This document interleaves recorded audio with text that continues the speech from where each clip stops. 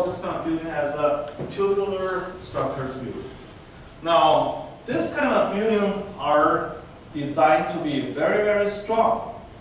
But one problem is, if you make a material to that long, that tall, even though it is strong, they cannot withstand a force along its axis. Okay, then it causes the buckling failure. 就说如果这个东西做非常很长的时候，它可以非常强壮，你弯它也不断，或者你怎么弄它都不断。但是如果你给它是一个轴向的力，它就不行了，它就开始从中间几个地方就开始出现这种扭折，这种弯折现象我们叫做 buckling. Therefore, the support loss at the crash site. When you have an aircraft struck on the building at different sites, okay, then buckling will cause the pancake of the World Trade Center building. Okay, so this also reminds people that the design of this kind of a material is very important. You have to think about a lot of factors to avoid further failure. All right, let's spend some time talking about the failure of the future of material science. Now, design of materials having specific characteristics directly from our knowledge of atomic structure. For example, the future of material science is going to be looked at by people in different areas. Like, first, miniaturization. Miniaturization means what? Miniature. Miniature is a small model of a big thing, right? So this is a miniature. Now, what is a miniaturization? It means a lot of material is going to be made, it's going to be fabricated to a smaller and smaller size. So this is called miniaturization. Okay, so for example, nanostructure material. What is a nanostructure material? The structure of those materials is only in nanoscale. What is a nanoscale? 1 nanometer is like 10 to the minus 9 meters. So at least that's small, or even smaller. So that material is called the nanostructure material.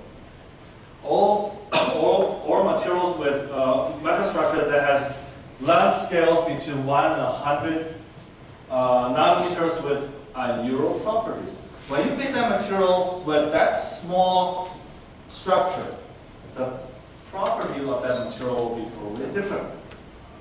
Also, for example, electronic components. The little joint in electronic component, or the very fine connection cord in electronic component can be made very, very small. Or the two components can be made very, very close without short circuit. So this is due to the miniaturization of our material. For example, materials for quantum computing. What is quantum computing? Quantum. Quantum. Yeah. Okay. Now, this is one trend. Now, the other trend is the smart material. Smart material. People want to make a material very smart. For example, it can restore its shape after certain detonation. You can remember things. You can serve different applications that you do not need people anymore. So these are materials. These materials are called smart materials. For example, airplane wings that de-ice themselves. So the airplane wings that de-ice themselves.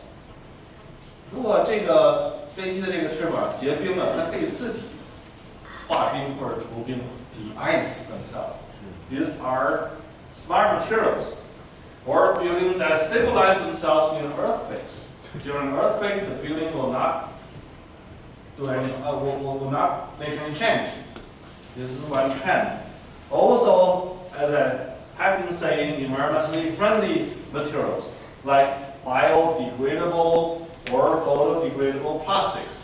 Now, plastics is kind of a waste if you don't use it anymore. So can we degrade it either bio or photo? Okay, or advances in nuclear waste processing. These are all contributions to the environment. Also, people are right now trying to learn from nature. Because, for example, shells and biological hard tissues can be as strong as the most advanced laboratory-produced ceramics. So can we learn from the nature that we use some of these hard tissues or the shells of some natural resources to replace our ceramic material? Okay. Also, some molasses produce biocompatible adhesives that we do not know how to reproduce. What is this? They can produce a lot of glue, actually, adhesives. These glues are, or these adhesives are biocompatible that people just cannot use, cannot reproduce. We need those properties, but we don't know how to reproduce. Probably in the future, we need to learn how to make them. So these are some of the future trend of material science. And also, for example, materials for lightweight batteries with very high storage densities. We want our battery to be very lightweight, not as high as my computer, so that I can carry my computer anywhere easily. So lightweight batteries with very high storage densities. I want my battery to last at least 12 hours during my flight to the United States. But no battery is suitable for those applications right now. So we want a light battery with long lifetime. And also for turbine blades that operate at 2,500 degrees Celsius. That's a really very high temperature for our recently used super alloys. So can we make a material that can stand that high temperature? Okay?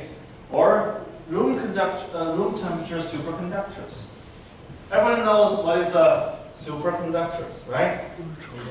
Superconductor is a material that at certain temperature, the conductivity can be infinite, right? Or the resistance can be zero. So, but can we realize that at room temperature, or at any temperature we want, or chemical sensors, such as artificial nose or extremely high sensitivity condensers that never require ironing. Okay, so these are all problems posed to everybody here to develop for new materials for tomorrow's use, I think. So I think that's the end of the introductory course. Now, I think from our next chapter, we need to start looking at materials from the smallest scale. We need to start looking at the structure from atomic structure or electronic configuration of those materials. Okay, so probably I'll see you guys on Tuesday next week, right? 到。